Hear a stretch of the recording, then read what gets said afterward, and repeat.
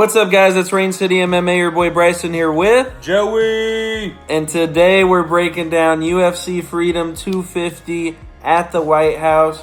We got IliaTopuria versus Justin Gaethje for the light heavyweight title. And then as the co-main, we got Alex Pereira going for history at heavyweight to become a three-time champ versus Ciryl Gane, you know, a great heavyweight that's been in the division for a while. We're so psyched for this card. And Joey's going to be in Florida. I'm going to be staying home in Washington. And we're both going to watch this one, and we can't wait. All right, guys, to open up the White House card, we got a crazy featherweight matchup between Diego Lopez and Steve Garcia.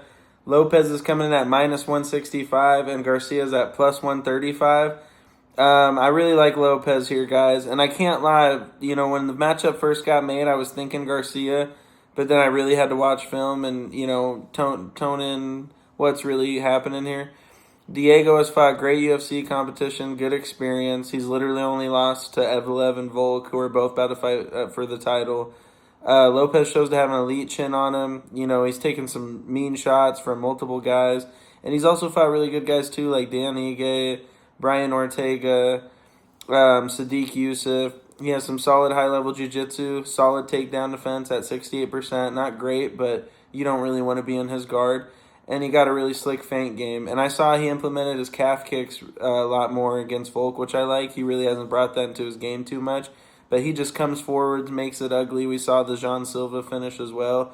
Steve Garcia, he's on a crazy win streak right now. Does a really good job at pressuring you. Has that touch of death in his hands. He almost broke the record for knockouts, and then he ended up getting a decision, but I think it was like 8 or 7 in a row. It was something crazy. He throws kicks to all levels well. We saw that against Calvin Kattar, and he shows some very smooth footwork. My thing is, though, guys, he hasn't really fought anyone like Diego Lopez has fought. I'd pick Jean Silva over Garcia, Evelev, maybe even Ortega, to be honest. That one would be pretty close, but Ortega, you know, now he's going to 55. But I just think Diego's going to be good enough, and I think he's ready to put on a show at the White House. You know, he's gotten the Sphere in the White House. I mean, Lopez has had an awesome career, and I think he's going to live up to the moment. He'll be our first leg at minus 165, and I love that price tag for him. Who do you got, Joey? Yeah, guys, this is going to be a fun one. I also picked Steve Garcia at the first thought, but, you know, I just don't think he's fought the elite UFC comp like Diego Lopez has, like Bryson said. The people he's fought are just killers. You know, on the Garcia side, he has 59% significant strike defense, which is pretty good. But Diego Lopez, he really strives in a firefight. You know, he also attempts 1.4 subs for 15 minutes. So if Garcia, you know, wants to take him down or something like that, it's going to be real dicey for Garcia there. Give me Diego Lopez in this spot. I just think it's a really good matchup for him. And I don't think Garcia has fought the people like Lopez has. I like Lopez money line and Lopez decision in this spot. All right, guys. Next up, we got a middleweight matchup between Bo Nickel and Kyle Daukaus. Bo Nickel at a minus 370 favorite and Kyle Daukaus at a plus 290 dog. Guys, you know, Bo Nickel has shown big improvements in his boxing, and he has a solid clinch game. He does leave his chin in the air at times, but he usually goes for a shot right after he leaves his chin up. On the Daukaus side, you know, he has a really good gas tank on him and pretty good takedown defense at 82%. He also shows to have great and excellent jiu-jitsu. But I don't know, guys. This is a close one. Daukaus 2019 through 2022 was running through people. As of recent, I don't like the comp he's fought and the people he's beat. I know he beat like GM3 and like one other guy, but I mean, who's not finishing GM3 at this point? So I know Bo Nickel, you know, he lost to RDR and whatnot, but give me Bo Nickel by decision in this fight. I think he's just the more polished fighter in this spot. Who you got, Bryson? This is going to be, I mean, we got a pick'em fight coming up too, but I'm going with the dog here, Kyle Daukaus at plus 290. I think the price is a little disrespectful. He's actually going to be the taller and bigger guy than Bo Nickel. I know Bo Nickel is a killer on the ground. He lands 3.35. Oh, wait, no. That's significant strikes. He lands 3.10 takedowns per 15 minutes on 55% takedown accuracy. He does throw a clean jab and straight shots. He definitely is going to be the faster guy. He looked fast against Rodolfo Vieira, but like Vieira he just lost to Eric McConaughey. Bo's also taken quite a bit of time coming back in the octagon. We got Dawkins coming back to the UFC, back-to-back finishes. He had to go to China to beat Michel Pereira in 43 seconds, which was crazy. And then we just saw Pereira go to the distance with Zachary Reese, which he's not bad. I just think Bo, too, in moments where he has to prove it, it's going to be tough, man. Like, if you guys know, he's like Trump's favorite fighter right now. So he got that on him. He's on the big stage. He's at the White House. He's a big favorite. And now he has to go up against a guy like Kyle Dawkins, who's had a lot more UFC experience in MMA in general. Dawkins, 14 out of 17 wins come by finish. He feints his level changes very well. He can shoot too, but he has like a 29% takedown accuracy, but he lands 2 takedowns. I just think Dawkins has the power too to make Nickel uncomfortable. He's going to mix in all aspects of MMA with kicks and stuff. And Bo really leaves his hands down, guys. I've seen it before in fights. I think he's really confident, which I like. And it sucks that he's only 30. I wish he came into the game at like 26, 27. I think he could be a future champ. But I think Dawkins is going to hold him back here. And we might see Bo just go to RAF after this, if I'm being honest. And he might stick with wrestling. But I'm not mad at Joey for picking Bo. I think Bo has the tools to win, but we got to see it on a full stage and on a big stage. All right, guys. Now we got a lamb going to the slaughter with this next fight. We got a light heavyweight matchup between Mauricio Rufy and Michael Chandler. Rufy's coming in at minus 700 and Michael Chandler's plus 500. Apparently, Armin came out and said that he got offered the fight with Chandler, and then they thought, oh, God, we know what's going to happen with that. So then I guess their thing to make it a positive was give him to Rufy. Like, I don't know how that works, but I'll keep it simple here. I'm going Rufy. I actually said this early to Joey before the commentator started saying it. He fights like Conor, very light on his feet, smooth movement, times his counter shots well. When he comes in, he's so explosive when he finally lets it go. Pop's had a really slick jab, too. He was doing it against Fiziev, but the one bad thing is he gets backed up to the fence a lot. He's minus 700, but the one thing Chandler could do is catch his ass when he's backing up to that cage. Chandler shows, though, to have a low fight IQ, so don't count on it. Comes out very aggressive in the first round and loses cardio, which I'm sure if it's hot that day will not help Chandler at all. On a 3-fight losing streak, 40 years old, he's going to be at a 4.5 reach disadvantage. And he does have some real power in hands. Like, that's his one thing he got going for him. Decent durability. But his chin's starting to crack easily, too. So, give me Rufy here, money line, minus 700. I don't love it. But I'll probably play the KO. I'm thinking round 2, round 3. I do think Chandler will, start the storm in the first round. And then Rufy survives it. And then he knocks him out in the second or third. Who you got, Joey? Yeah, guys. This fight's going to be a banger. Michael Chandler, he doesn't put on a boring fight. He's always in some brawls for sure. But, when I go to think about it, with him and Rufy, it's going to be real bad, guys. Chandler, I swear, I've seen him training with other people, and it's like he knows what he's doing. And as soon as he steps in that octagon, that whole game plan goes out the window. He just tries to put on an exciting fight. He's 40 years old. He's looking for the bonus. He's not getting back to the belt. He knows that too. Like Bryson said, his chin gets cracked super easy, and he wants to make the fight ugly. What he really has is the overhand and the wrestling. Mauricio Rufy, though, on the other hand, he has a 58% significant strike defense and keeps a wide stance. And Michael Chandler doesn't throw leg kicks as often as he really could. Rufy, on the other hand, his takedown defense is 85%, and his jab is nasty. He's also pretty good with the takedowns. In his UFC debut, he threw the scissor kick takedown. So, if Chandler wanted to go there, I don't think it's going to be good for him either way. Rufy's also very light on his feet. He has very smooth movement, and he times his counters super well. So, give me Rufy by money line and Rufy by KO on a long shot. All right, guys, next up, we got a heavyweight matchup between Josh, the Incredible Hokit, and Derek, the Big Black Beast Lewis. Hokit coming in at a minus 400 favorite, and Lewis at a plus 310 dog. Guys, it's going to be a fun fight.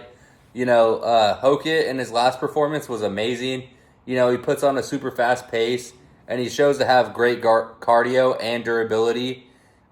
He feints his level changes super well as well. He's a great wrestler.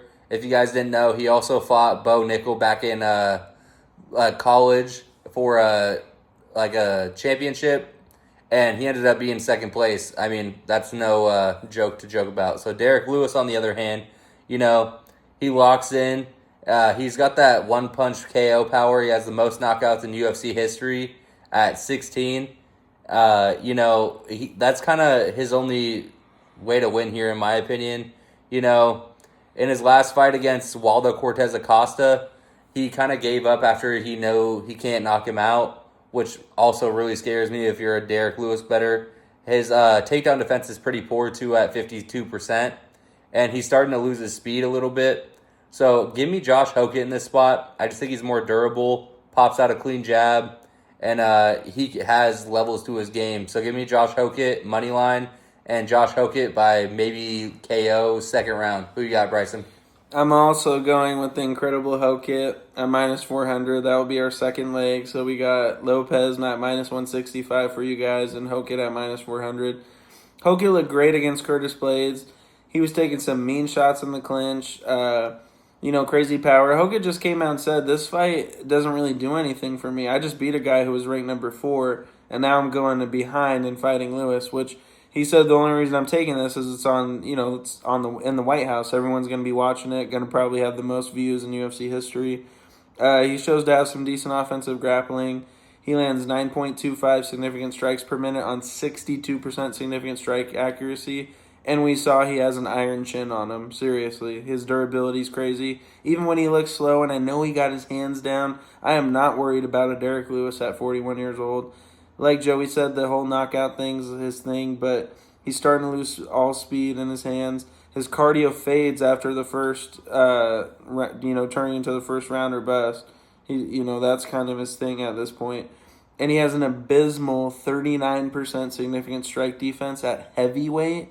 Yeah, that's not good for Derek Lewis. I actually see Hokit, if he's smart and, he's turning around quickly, he'll probably want to wrestle this fight. He'll want to just go straight to the takedown, either sub Derek Lewis or just finish him. I'm not really going to pick a method of victory. I think minus 400 is generous enough at Hokit. I'm sure when it gets closer to the fight, he might even get up to minus 550, minus 600. So make sure to place your bets early.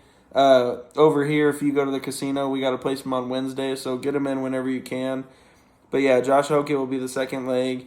He's the younger guy at 28 to a 41-year-old. He will be at a reach of disadvantage, but he was actually at a worse one against Blades. And Blades is still a killer. He just fought for the belt not too long ago. And I know Lewis has all the experience and all this, but Josh Hokit's going to get it done. And I don't know, maybe get a title shot soon. Beating Blades and Lewis now, I mean, who else does he have to go through at this point?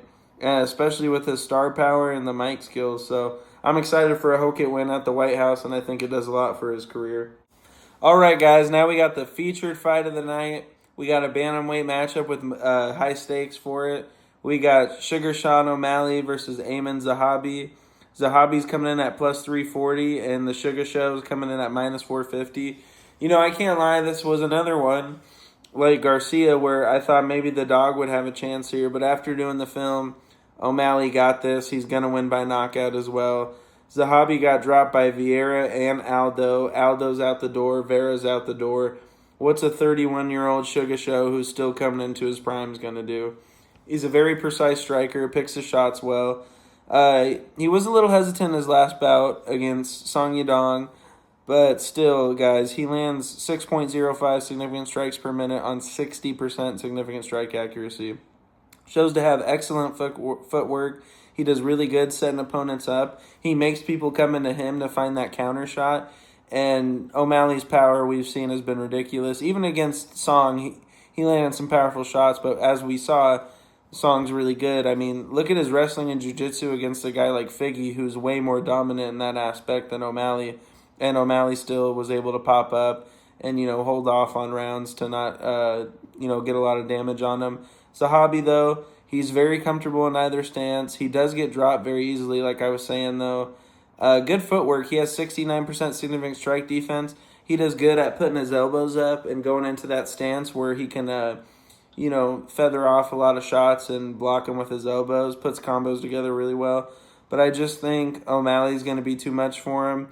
The only thing that could honestly be a detriment to O'Malley is like being in this big spot, because we've seen him in the bright lights with the sphere against Merab. But we also saw how great Merab was. He took the O off Umar.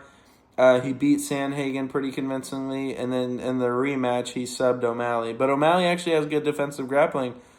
Even though I thought Peter Yan beat him, that fight against Yan showed Sugar Show can compete with the best, as well with the Sterling fight.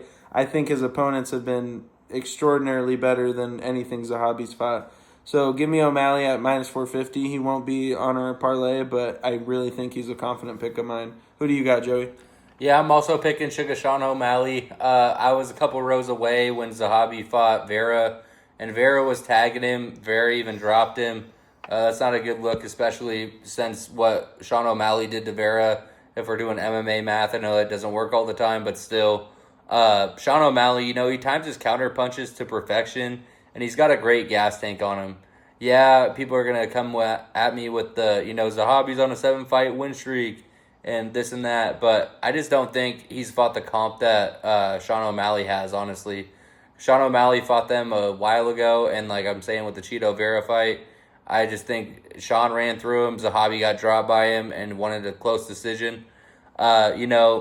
With Sean, too, people are going to say his takedown defense is pretty bad at 60%. Well, Zahabi doesn't really like to wrestle. In his past couple fights, he hasn't even shot a takedown or attempted one, let alone. So give me Sean moneyline and Sean KO on a long shot. I'm real confident in this one. All right, guys, we got the featured fight of the night, the one I'm most hyped for, a heavyweight interim championship between Alex Pereira and Ciryl Gane. Alex Pereira at a minus 105 dog, and Ciryl Gane at a minus 115 favorite. Guys, this is a close one. It's a pick'em, honestly. I think by fight night it's going to be 110-110. Pereira, though, throws the nastiest low kicks, has excellent kickboxing style. Some would argue, he's better in kickboxing than he has been, than Gane has been. Also, Pereira, excellent takedown defense, 79%. And he makes his debut at heavyweight this time. Going for history, 3-time champ, baby. Let's go. He rips to the body super well, and his significant strike defense is 53%, which is pretty great. So, on the Gane side, he shows pretty good footwork at heavyweight, super movement. He loves his movement. He likes to stay on the outside a lot, and he has 60% significant strike defense. But, he has a great gas tank on the Gane side, but Pereira at heavyweight, it's kind of like the unknown. I'm just betting against history here, guys. I love Pereira. Pereira is one of my favorite fighters. I'm going to bet on Pereira moneyline and Pereira KO in the later rounds. I know it's controversial. A lot of people have bets on Gane, and I'm going against the public here. I love Pereira. Let's go. Shama, who you got, Bryson? So this was a tough one for me. I love both these guys. Well, I honestly hate Gane, if I'm being honest. Putting out Aspinall like that with the eye pokes. And if you just look at his career against Spivak, finishing him with hammer fist in the back of the neck. We got hitting Jones in the nets their first 10 seconds of their heavyweight fight. But this guy Gane's only lost to Francis Ngannou and John Jones. And if you're giving him at Pick'em where he's been a heavyweight his whole life, and we got a guy who lost to Ankalaev coming from 205 and getting knocked out by Adesanya at 185. I get it. The cut was tough for him. There's a reason he went up after. But I think Gane's going to be so much quicker. Like Joey was saying, he got phenomenal footwork. He lands 5.29 significant strikes per minute on 61% significant strike accuracy. And watching that Tom fight back, it was real close. I mean, I'm so disappointed Gane poked him in the eyes because it was just going to get so good. And I pray to God, I'm picking Gane, but this motherfucker better not cheat. He better not kick Pereira in the balls bad or poke him. I mean, I'm going to be pissed if somehow this fight gets messed up. He's going to have the 81-inch reach advantage to 79. Not too big, but, Gane's going to use it. He puts together combos very well, shows to have a great gas tank. He dashes in and out constantly and got some big-time power. I mean, I really like Gane here. I think minus 115 is a steal, too, out of Pick'em. He arguably, I'm an Aspinall guy, but he arguably might have won the fight against Aspinall, and he was like plus 2 something. So I think getting him on a guy's debut is tough. Now, Pereira, I got to give him some praise as well. Like Joey said, going for history. This guy, Sunday night, guys, next Sunday, we're recording this on Sunday, so next Sunday, this guy could be the first ever 3-division champion in UFC history. No one's seen it before. We might get Topuria getting a shot, but Pereira can get it done first. Does a great job managing his distance. Like Joey said, the nasty low kicks, which Aspinall was hitting on Gane a bit. That could be Pereira's, leeway going to that. Shows to have a superb feint game. Has fought multiple world champions: Sean Strickland, Yuri Prohaska, Ankalaev, Adesanya. He good significant strike defense, like Joey said, 53%. And he lands 5.16 significant strikes per minute on 62% significant strikes accuracy.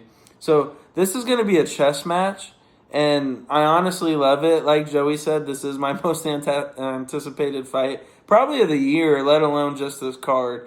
This is a matchup between two geniuses, and it's going to be who executes the game plan better. But I'm going to have to lean towards Gane because he's the heavyweight we know.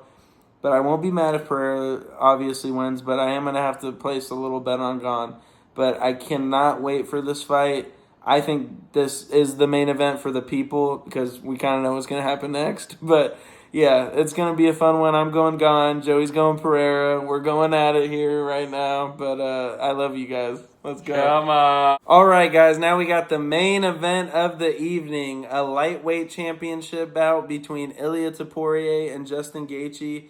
Gaethje's coming in at plus 445, and Ilia's coming in at minus 625. We know Gaethje's the interim champ. Ilia's undisputed. Now we're bringing the belts together.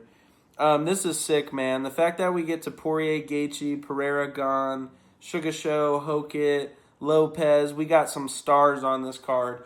So I got Ilia here at minus 625. He'll be our last leg. So we got Lopez minus 165, Hokit minus 400, and Ilia at minus 625.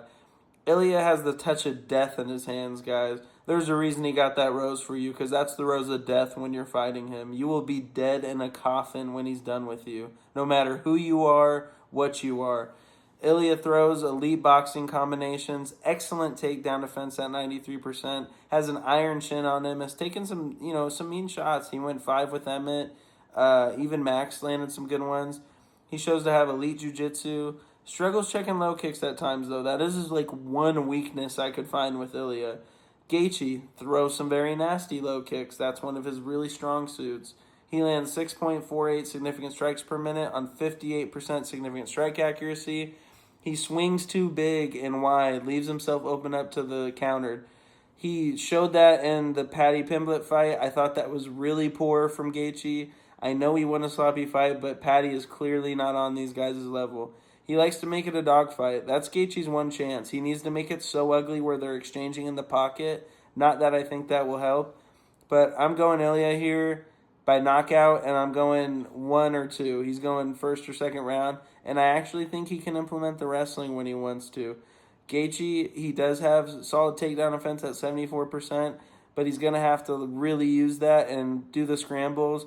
But if Fiziv's taking you down, I'm sure Ilia can. So if I'm Ilia, I'm actually shooting pretty early and making Gaethje worry about it, and maybe you set out the knockout then. Who you got, Joey? Yeah, guys, I'm also going Ilia.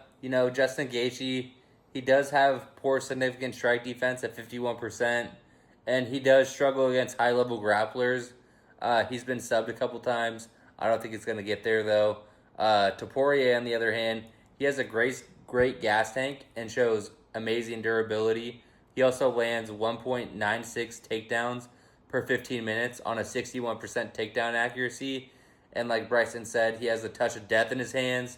He also has great speed in his hands, too. So I don't know, man.